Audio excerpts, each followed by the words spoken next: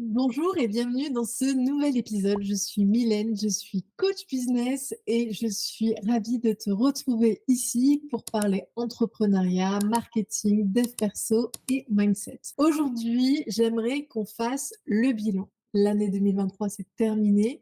Et avant que tu te lances dans tous tes objectifs pour la nouvelle année, j'aimerais que tu puisses faire ce travail d'introspection pour que tu puisses analyser tout le chemin que tu as fait et ce qui reste à parcourir.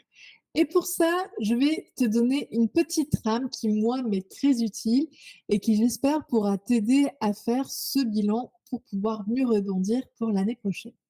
Le premier point, et c'est quelque chose que je fais déjà assez naturellement de manière hebdomadaire ou mensuelle, c'est de célébrer mes accomplissements et mes réussites. Qu'est-ce que tu es fier d'avoir accompli cette année? Alors moi, de but en blanc, j'avoue que quand on me pose cette question, j'ai un peu le regard dans le vide en mode, bah, j'ai rien fait d'exceptionnel, j'ai rien fait de particulier. Mais en fait, quand je me repose cette question avec une feuille blanche en laissant un peu plus de réflexion, je me rends compte qu'il y a quand même beaucoup de choses qu'on peut faire et qu'on réalise en un an. Déjà, est-ce que tu as eu des nouveaux clients? Est-ce que tu as créé des nouveaux produits ou de nouveaux services? Tu as même peut-être juste créé ton entreprise et c'est déjà un gros gap. Est-ce que tu as eu plus d'abonnés sur tes réseaux? Est-ce que tu as eu plus d'abonnés sur ta liste email? Tu as eu des retours positifs de clients? Tu as appris des choses? Tu t'es peut-être formé sur certaines thématiques? En fait, toutes ces questions, ça va contribuer à faire ton bilan professionnel. Pour ma part et quand je me suis posé la question, j'ai réalisé que j'avais plus d'une centaine de nouveaux clients. J'avais créé une offre de membership qui fonctionne bien. J'ai changé mes coachings qui sont un petit peu plus premium pour aller encore plus loin avec les femmes que j'accompagne. J'avais eu 1 500 abonnés email, des nouveaux lead magnets, des nouveaux clients sur, Trustpilot qui m'ont donné des témoignages et tout ça en un an, en sachant que j'étais pas à 100 non plus dans mon activité puisque je faisais encore en début d'année des missions en freelance. Et là, quand j'ai listé ce que j'ai accompli, personnellement, je me suis dit: «Waouh, c'est génial, j'ai fait tout ça» et ça s'est vite transformé en: «Ouais, mais en fait, c'est rien» parce qu'il y a une telle sur les réseaux, elle fait 1 million de chiffre d'affaires, elle a 2 000 nouveaux clients ce mois-ci et en fait, ben, moi, à côté, ce que j'ai fait, c'est un peu mieux. Alors là, je pense que ce phénomène, on l'a toutes et c'est important de le noter et de l'identifier. Faut pas se comparer aux autres. Il y a toujours quelqu'un qui fera mieux et si tu pars toujours dans le mode de: «Je suis passé parce qu'un tel fait mieux», en fait, c'est hyper décourageant. Essaye aussi d'avoir la conscience de ce que tu as accompli. Ça se fait pas en 6 mois, ça se fait pas en un an. Devenir, super influenceuse ou super successful dans son business, ça prend du temps. Et si tu as pas la bienveillance envers toi-même de se dire: «OK, j'ai avancé cette année, je continue l'année prochaine», mais au contraire que tu dis: Non, mais j'y arriverai jamais, je suis toujours pas au stade de, Brenda ou de Justine ou de, Miranda», en fait, tu vas jamais y arriver. Déjà parce que tu as pas du tout le même parcours, le même cursus, le timing. Certains influenceurs qui sont lancés, bah, peut-être pendant le covid, bénéficier d'une plus grande visibilité, une meilleure poussée au niveau des algorithmes que ce que c'est aujourd'hui. Certains ont des équipes que tu as pas, donc quand tu dis: «Elle cartonne parce que, elle publie tous les jours, c'est hyper motivant» et cetera. Oui, mais il y a peut-être aussi derrière une équipe qui l'aide à créer tout ce contenu. Il y a peut-être aussi un budget que tu n'as pas encore et en fait tout ça, tu le vois pas, mais c'est important de le prendre en compte. Donc si tu fais un bilan, la seule personne avec qui tu dois te comparer, c'est toi-même. Où tu en étais l'année dernière et est-ce que tu as fait mieux que ton toi de l'année dernière? Et ça, c'est déjà une victoire en soi. Maintenant que tu as identifié tes réussites, il va quand même falloir mettre le doigt sur tes échecs. Et c'est complètement OK que tout ne fonctionne pas comme prévu. Je dis souvent à mes clientes, quand elles ont un petit peu des problèmes ou des rebondissements dans leur business ou dans leur vie, c'est un petit peu comme quand tu regardes un film. Si quand tu regardes un film, pour le personnage, tout se passe le mieux du monde, il est hyper successful dans tout, il est heureux et tout va bien, bah, en fait, c'est chouette, mais il y a pas d'histoire. Ce qui va faire les histoires, l'évolution d'un personnage, c'est justement ses échecs. Donc ne vois pas ça comme quelque chose de très négatif, mais dis-toi que c'est plutôt quelque chose qui va t'aider à avancer, à progresser, à aller de l'avant.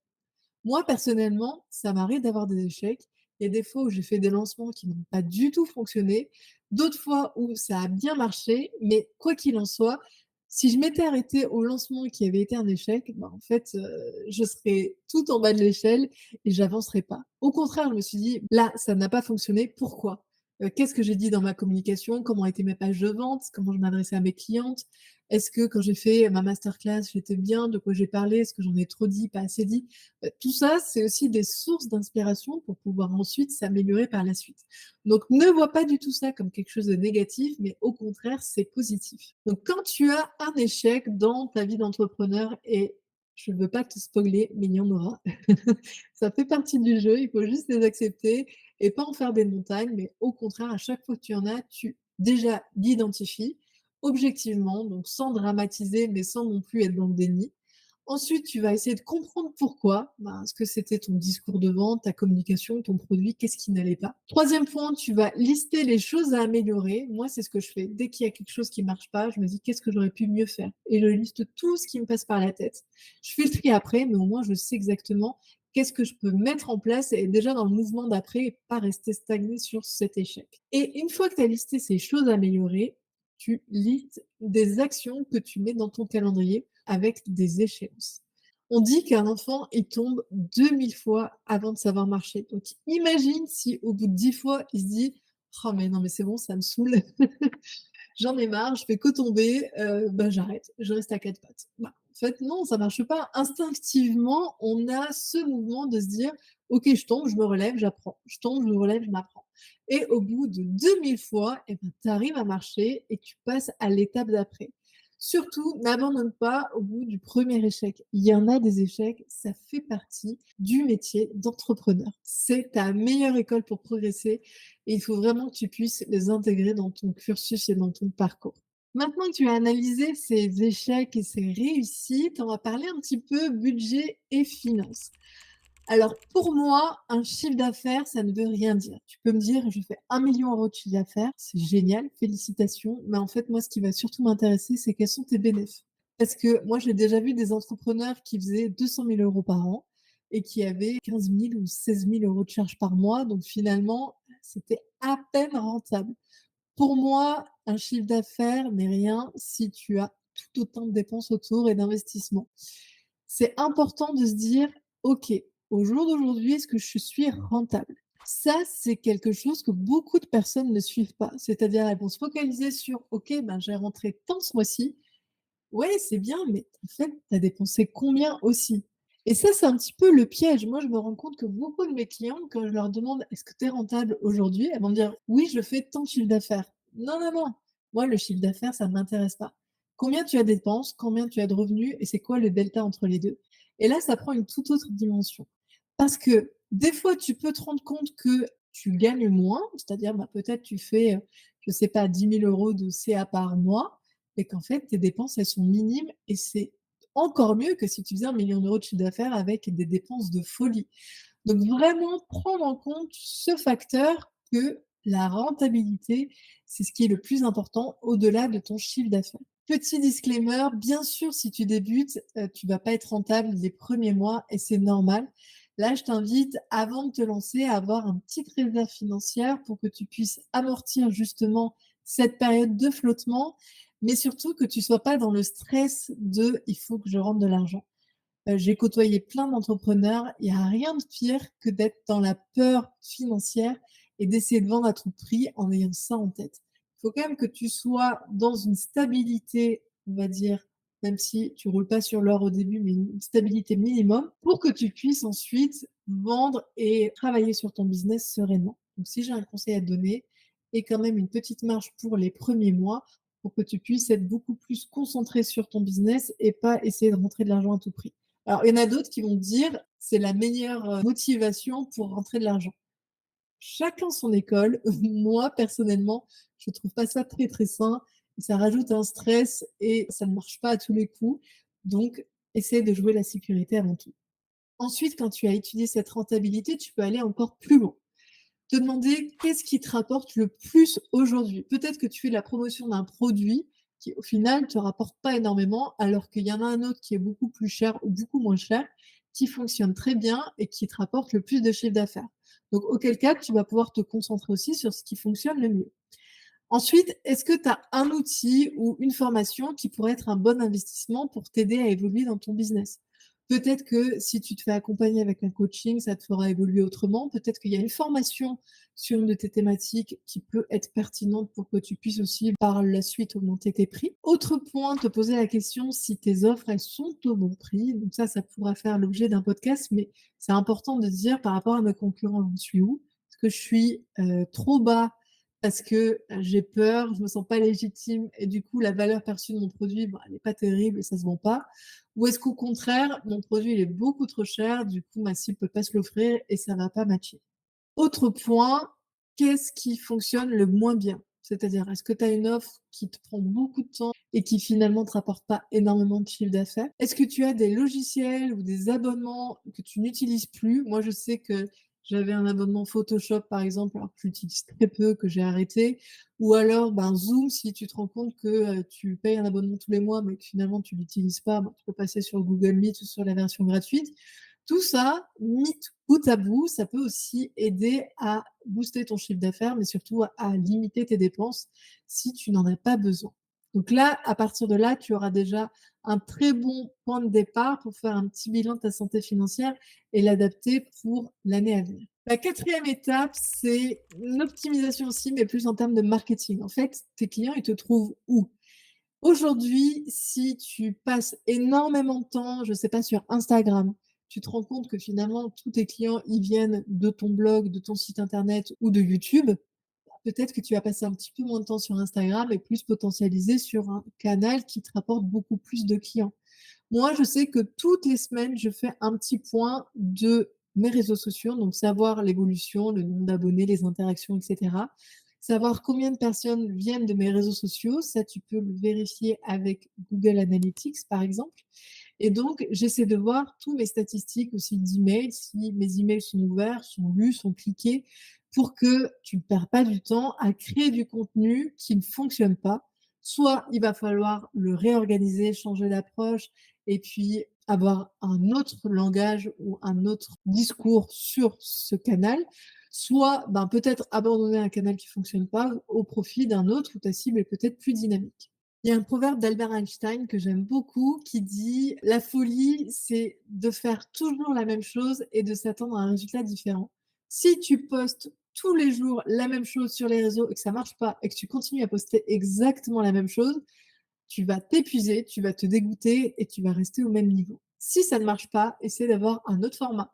Je ne sais pas, si tu fais des réels, ben, fais des carousels. Si telle thématique, elle prend pas, ben, essaye de le prendre autrement sur une autre thématique. Essaye vraiment d'analyser pour pas être tout le temps dans un tunnel de création de contenu où je me mets à fond, je réfléchis pas et j'y vais. Oui, c'est bien d'être régulier, et c'est aussi bien d'analyser ce que tu fais pour pouvoir réajuster par la suite. Donc dans ce bilan, je t'invite à voir plusieurs points. Premier point, comment tu t'es fait connaître cette année? D'où ils viennent tes clients? Est-ce que c'est des réseaux, du bouche à oreille, un offre parrainage? Est-ce que c'est des articles de blog? Quels canaux de communication ont été les plus performants pour créer ta communauté? Où est-ce que tu as le plus de monde aujourd'hui? Qu'est-ce qui a le mieux fonctionné? Aussi, quels sont les 3 contenus qui ont le mieux fonctionné, le mieux performé cette année? Tous canaux confondus. Peut-être que tu as un réel qui a buzzé et qui a eu, je ne sais pas, 200 000 vues, et auquel cas c'est génial parce que tu vas pouvoir essayer de réfléchir sur la thématique que tu as abordée et la réutiliser. Et ensuite, quelles actions tu vas pouvoir mettre en place pour la nouvelle année pour améliorer toute cette stratégie? Tu vois, ces questions, elles sont quand même hyper importantes pour, par la suite, surfer sur ce que tu as fait en 2023 et optimiser ce que tu vas faire en 2024. Et enfin, un dernier point qui est souvent négligé parce que, ben, il ne se mesure pas vraiment. C'est toi, comment tu te sens? Est-ce que ton activité te plaît aujourd'hui? Est-ce que tu aimes ton organisation? Est-ce que tu as assez de temps pour ta vie perso? Par exemple, moi, je sais que je perds énormément de temps à tourner des vidéos parce que je passe du temps à faire un setup. Alors maintenant, comme tu peux le voir, je me suis simplifié la vie, c'est-à-dire que le contenu, le fond de ce que je dis pour moi est plus important qu'avoir un décor de malade avec le dernier appareil photo, des lumières de folie, et cetera. Mais je sais que c'est quelque chose qui me prenait énormément de temps, donc j'ai essayé de simplifier au maximum. Maintenant, je filme avec mon téléphone, j'ai une ring light, j'ai mon micro de podcast, j'ai qu'à le brancher, il y a aucun réglage à faire et c'est parti. Donc toi, aujourd'hui, Tu peux faire aussi bien sur le plan organisationnel que sur le plan un peu plus perso, mindset. Qu'est-ce que tu n'as absolument pas aimé faire cette année? C'est-à-dire que pour toi, c'était la corvée et que tu as envie soit de le déléguer, soit de l'aborder autrement l'année prochaine. Comment se passe ton travail? C'est-à-dire, est-ce que tu as quand même du temps pour toi au niveau perso? Est-ce que tu es épuisé parce que tu fais 70 heures par semaine et auquel cas, tu vas atteindre tes limites parce qu'au bout d'un moment, ça va pas passer et que ton corps va te dire: «Stop»? Est-ce que tu aimes ce que tu fais? Est-ce que, la motivation, elle descend parce que tu as eu peut-être un problème avec ton client et qu'auquel cas tu vas pouvoir aussi analyser qu'est-ce que tu peux améliorer à ce niveau-là pour plus que ça se reproduise? Est-ce que tu arrives à décrocher de ton travail et à passer du temps off de qualité? Est-ce que tu arrives à avoir une routine qui est saine? Voilà, tout ça, c'est des questions qu'il faut se poser parce que ça va faire partie intégrante de ton business. Ton business, il peut pas fonctionner sans toi. Donc prends aussi ce temps d'introspection pour te dire: «OK, comment je me sens aujourd'hui? Qu'est-ce que j'aime dans mon business? Est-ce que ça me motive toujours autant? Sinon, bah, pourquoi? Qu'est-ce qui a changé? Qu'est-ce que j'ai envie de mettre en place l'année prochaine à ce niveau-là? Peut-être que je me sens seule et que j'ai envie de connecter avec d'autres personnes, de créer des liens un peu plus professionnels. Peut-être que j'ai envie de recruter parce que, ben, il y a des choses que j'ai plus envie de faire, que je préfère délester un petit peu d'argent, mais pour me sentir mieux et puis pouvoir mieux être dans ma zone de génie. Tout ça, ce sont des questions à te poser pour l'année prochaine. Moi, de mon côté, si je fais ce petit travail d'introspection, je me rends compte que j'adore mon business, j'adore mes clientes. Il y a des choses que je souhaite améliorer au niveau de mes produits. Donc, tu vois, les années précédentes, j'étais plus axée sur tout ce qui touchait à l'entrepreneuriat, de la santé, du bien-être. Là, aujourd'hui, j'ai envie et j'avais cette frustration de ne pas pouvoir accompagner toutes les femmes. Donc, je vais débloquer ça cette année. Il y a aussi au niveau de l'organisation, il y a des choses que j'ai mis en place pour pouvoir filmer des vidéos plus facilement, pour pouvoir mettre en place aussi des logiciels qui m'aident. Moi, personnellement, il y a quelque chose qui m'horripile, c'est la comptabilité. Donc là, cette année, je me suis équipée d'un nouvel outil, d'un nouveau logiciel pour me faciliter la vie à ce niveau-là. Et donc toutes ces petites choses, c'est pas vraiment pour mettre le doigt sur ce qui va pas, c'est pour se dire: «OK, ça va pas, comment je peux l'améliorer pour que ce ne soit plus un problème l'année prochaine?» Voilà pour le bilan. En tout cas, j'espère sincèrement que ça t'aura aidé. N'hésite pas à mettre en commentaire, toi, quel est ton bilan? Qu'est-ce que tu ressors de cette année? Et puis, en attendant, j'aurai le plaisir de te retrouver la semaine prochaine dans le prochain podcast. Bye bye.